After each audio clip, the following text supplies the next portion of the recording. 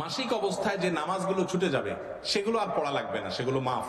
কিন্তু মাসিক অবস্থায় যদি রোজা ছুটে সেগুলো রমজানের পরে তাদেরকে রেখে দিতে হবে। সেগুলো তারা পরবর্তী রমজানের আগে যে কোনো সময় রেখে দিতে পারে, তবে যত আগে রাখতে পারে তত ভালো।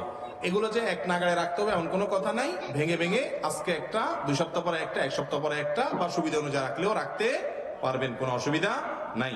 আর নেফাস অর্থাৎ সন্তান প্রসব পরবর্তী যে ব্লিডিং হয়ে থাকে, এটার কারণে মা বোনরা তাদের যে নামাজগুলো ছুটে সেগুলো আর কাজা করতে হবে না। এমনকি রোজা কাজা করার ক্ষেত্রেও আপনার আল্লাহ রাব্বুল আলামিন এই এই এই ধরনের অসুবিধা যেগুলো আছে মাদের মাসিক এবং নেফাসের ক্ষেত্রে যথেষ্ট ছাড় সুযোগ দিয়েছেন, এবং সে সুযোগ মা বোনরা গ্রহণ করবে। একজন মুসলিম নারী যখন বাসার বাহিরে যাবেন তখন তিনি কি ধরনের পোশাক পরিধান করবেন, এ বিষয়ে আল্লাহ রাব্বুল আলামিন কোরআনে কারীমের সূরা নূরের 31 নম্বর আয়াত এবং সূরা আহজাবের 59 নম্বর আয়াতে বিশদভাবে আলোকপাত করেছেন। আর সে বিশদ আলোচনার সার সংক্ষিপ্ত হলো, একজন নারী পৃথিবীর যে কোনো অঞ্চলে, যে কোনো ভূখণ্ডে, যে কোনো দেশে বসবাস করেন, সেখানকার মেয়েরা সচরাচর যে ধরনের পোশাক পরিধান করে থাকেন সে ধরনের পোশাক পরে তিনি বাহিরে বের হতে পারবেন, এবং এক্ষেত্রে সম্পূর্ণ স্বাধীনতা তাকে দেওয়া হয়েছে। তিনি চাইলে সালোয়ার কামিজ, তিনি চাইলে ম্যাক্সি অথবা শাড়ি অথবা যে কোনো পোশাক পরে তিনি বাহিরে যেতে পারবেন। শুধুমাত্র যে বিষয়টি তাকে অবশ্যই খেয়াল করতে হবে তা হলো, আল্লাহ রাব্বুল আলামিন তাকে যে সৌন্দর্য দিয়েছেন এবং তাকে যে লাবণ্য দিয়েছেন সেটি কোনোভাবে প্রদর্শিত হয় এরকম পোশাক তিনি পরিধান করবেন না, এবং অন্যের দৃষ্টি তার দিকে আকৃষ্ট করে এরকম কোনো পোশাক তিনি পরিধান করে বাহিরে বের হবেন না। পুরো বিষয়টিকে যদি আমরা ব্যাখ্যা করতে যাই তাহলে 8টি পয়েন্ট আকারে বলা যেতে পারে। তার প্রথম পয়েন্ট হলো, একজন নারী বাহিরে বের হওয়ার সময় তার মাথা থেকে পা পর্যন্ত আপাদমস্তক ঢেকে আবৃত করে তিনি বের হবেন। রাসূল করিম সাল্লাল্লাহু আলাইহি সাল্লাম বলেছেন, আলমারআতু আওরা, মেয়েদেরকে আল্লাহ রাব্বুল আলামিন সৃষ্টি করেছেন কোমল এবং সুন্দর করে, লাবণ্যময়ী করে এবং আকর্ষণীয় করে, যার কারণে তিনি যখন বাহিরে বের হবেন যতটুকু সম্ভব আবৃত করে ঢেকে ঢুকে বের হবেন। এমনকি চেহারা এটিও তার পর্দার অন্তর্ভুক্ত। বিশেষ করে ফিতনার আশঙ্কা যদি থাকে তাহলে সারা পৃথিবীর সমস্ত ওলামায়ে কেরাম এ বিষয়ে একমত যে এরকম পরিস্থিতিতে অবশ্যই তার মুখমণ্ডল ঢেকে তারপরে বের হওয়া উচিত।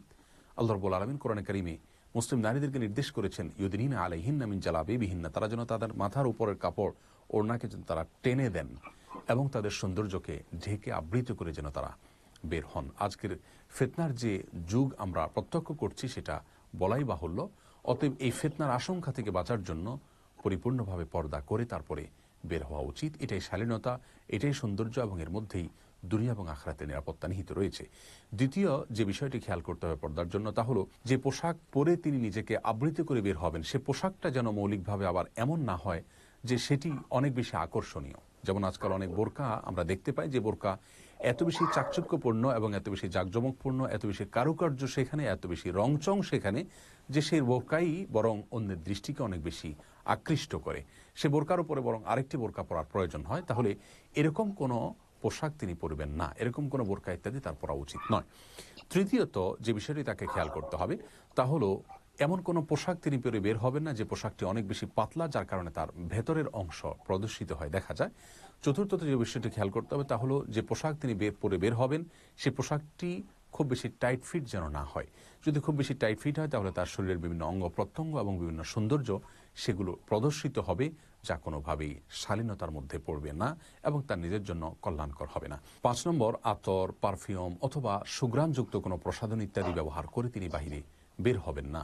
রাসূল করিম সাল্লাল্লাহু আলাইহি ওয়াসাল্লাম ইরশাদ করেছেন, কোনো মেয়ে যদি বাহিরে কোনো সুঘ্রাণযুক্ত কোনো কিছু ব্যবহার করে বের হন এবং অন্যকে তার দিকে আকৃষ্ট করতে চান, তাহলে সেক্ষেত্রে তাকে জানিয়া বা জেনাকারী মেয়েদের কাতারে সামিল করা হয়, তাদের অন্তর্ভুক্ত মনে করা হয়। যার কারণে বাহিরে বের হওয়ার সময় এ ধরনের পারফিউম ইত্যাদি ব্যবহার করে বের হবেন না, তবে বাসার বাইরে চাইলে সেগুলো অবশ্যই তিনি ব্যবহার করতে পারেন। 6 নম্বর হলো, পুরুষদের সঙ্গে সাদৃশ্য হয় এমন কোনো পোশাক আশাক পরিধান করবেন না, সেটা বাসায়ও না বাসার বাহিরেও না। রাসূল করিম সাল্লাল্লাহু আলাইহি ওয়াসাল্লাম ইরশাদ করেছেন, লাইসা মিন্না মান তাশাব্বাহা মিনান নিসাই বির-রিজাল, যে সমস্ত মেয়েরা পুরুষদের সঙ্গে সাদৃশ্যপূর্ণ পোশাক পরিধান করেন তারা আমার উম্মতের অন্তর্ভুক্ত নয়। ইমাম হতে পারবে কিনা? ভাইয়ের আমার, মহিলারা ইমাম হতে পারবে না, তবে তারা ইমামের মা হবে। ইমামের কি হবে? মা হবে। একবার আমার আব্বাকে এক জায়গায়, আব্বা দিনদার মানুষ, দাড়ি টুপি পরা মানুষ, আব্বা আমাদেরকে পরে গল্প শুনেছেন আর কি, বলো যে এক জায়গায় গেছি তো এরকম করে একটা দিনী মজলিস মাহফিল টাফিল হবে, আমাকে জিজ্ঞেস করতেছে আপনি কি মুফতি কিনা। আব্বা বলে যে বারবার এক কথা জিজ্ঞাসা করে, আমি কাচুমুচু করে একটু লুকানোর চেষ্টা করি যে সে মনে করছে আমি মুফতি, সেই হিসাবে ইজ্জত করা শুরু করছে। হঠাৎ করে আমি যদি বলি যে না আমি কোনো আলেম না, তো লোকটা লজ্জা পেয়ে যাবে। তো আমি এই জন্য এড়ায় যাওয়ার চেষ্টা করি। সে বারবার আমার ওই এক কথা জিজ্ঞেস করে। পরে আমি বললাম, মিয়া আমি মুফতির বাপ। তখন লোকটা মনে করছে ওরে আল্লাহ, মুফতির বাপ মানে কি, বড় মুফতি। সে আরো ইজ্জত করা শুরু করছে। কথা বুঝতে পারছেন? আব্বা বলতেছে আমার উদ্দেশ্য ছিল যে আমার ছেলে মুফতি, আমি সেটা বুঝাইছি মুফতির বাপ, কিন্তু একটু জোর দিয়া স্টেজ দিয়ে বলছি যাতে করে ওই বেচারা এটা মনে না করে যে এতক্ষণ মুফতি মনে করে এত ইজ্জত সম্মান করলাম, আমি বেটা তো মৌলবী না। তো এখন এই কথা বলার উদ্দেশ্য হলো এই যে মুফতির সম্মান বেশি নাকি মুফতির বাপ হলে তার ইজ্জত আরো বেশি, যে মুফতিরও বাপ বেশি না? মহিলারা ইমামতি করবে না, এই কথা বলে আমাদের অনেক ভাইরা মন খারাপ করেন এর কথা শুনে। বিশেষ করে নারীবাদের রোগে যাদের আপনার অন্তরে পছন্দ হচ্ছে, শয়তানি এই সমস্ত কুবুদ্ধি যখন তাদের অন্তরে শয়তান ঢুকাই দিছে, বলে হ্যাঁ একটা কথা হলো, মহিলারা নেতৃত্ব দিতে পারবে না, কেমন কথা? মহিলারাও তো মানুষ, মহিলারাও তো মানুষ। আমরা বলি ভাই, মহিলারা নেতৃত্ব দিবে না, নেতা জন্ম দিবে। মহিলারা নেতা জন্ম দিবে। আল্লাহ তাআলা পৃথিবীতে বাপ ছাড়া মানুষ দিছেন। আদম আলাইহিস সালামের কথা আর হাওয়ার কথা বলতেছি না, ওনারা তো একদম প্রথম। তারপরে বাপ ছাড়াও মানুষ পৃথিবীতে হয়েছে না হয় নাই? কে হয়েছে? ঈসা আলাইহিস সালাম। তো মা ছাড়া একটা মানুষ দুনিয়াতে আসে। একজন নবী বলতে পারে আমার বাপ নাই, আল্লাহ তাআলা অলৌকিক ভাবে আমাকে সৃষ্টি করেছেন, কিন্তু নবী এটা বলার সুযোগ নাই কোন নবী যে আমি মা ছাড়া দুনিয়াতে আসছি।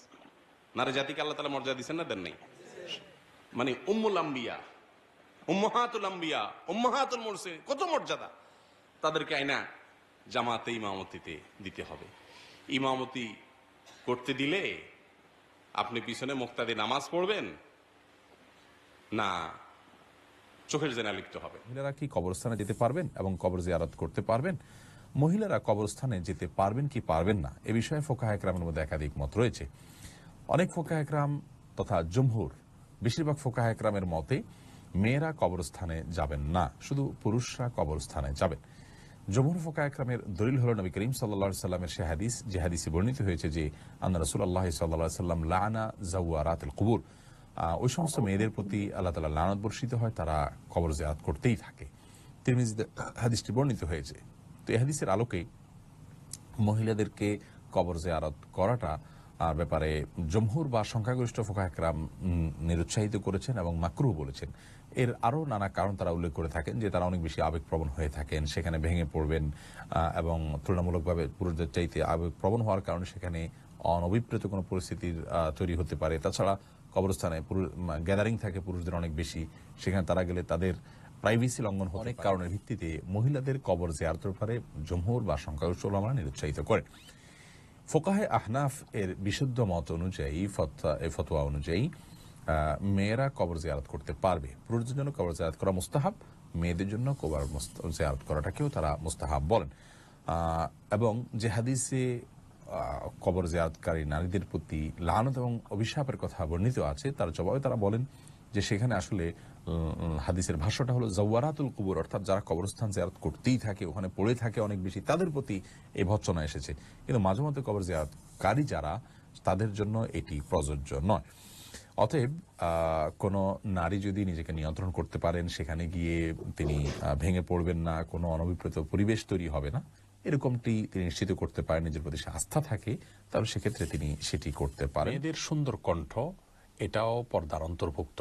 কোরআনে কারীমে আল্লাহ রাব্বুল আলামিন বলেছেন ফালা তাখদানা বিল কওল, ফালা তাখদানা বিল কওল। এই আয়াতে আল্লাহ তাআলা মেয়েদেরকে বলেছেন তোমরা পুরুষদের সাথে কথা বলার সময় কণ্ঠকে কোমল করতে যাবে না। তো সুন্দর সুর বা কোমল কণ্ঠ দিয়ে পুরুষের সাথে কথা বলা এই আয়াতের আলোকে নিষিদ্ধ, কারণ এর মাধ্যমে পুরুষ আপনাকে নিয়ে বাজে চিন্তা করার সুযোগ তৈরি হবে এবং মনে মনে জেনা করার পরিবেশ তৈরি হবে। এজন্য এটি নিষিদ্ধ। একজন ব্যক্তিত্ব সম্পন্ন নারী, তাকে নিয়ে কেউ বাজে চিন্তা করুক, সেই সুযোগ তার দেয়া এটা যৌক্তিক নয় এবং উচিত নয়। সেজন্য মেয়েদের কণ্ঠের সৌন্দর্য বা সুললিত কণ্ঠ কিংবা কোমলতা, এটি পুরুষদের বা পরপুরুষদের বা গায়ে মাহরামদের সামনে প্রকাশ করা উচিত নয়। সাধারণ যে কথা আছে সেই কথা তারা বলতে পারে। আল্লাহ বলেছেন ওয়াকুলনা কওলা মারুফা, মেয়েরা স্বাভাবিক বা সাধারণ যে কথা আছে কোনো পুরুষের সাথে যদি প্রয়োজনে কোনো কথা বলতে হয় সেই প্রয়োজনীয় কথাটা বলতে পারে স্বাভাবিক কণ্ঠে, কণ্ঠকে কোমল বা বিশেষভাবে সৌন্দর্য সৃষ্টি করা ছাড়া।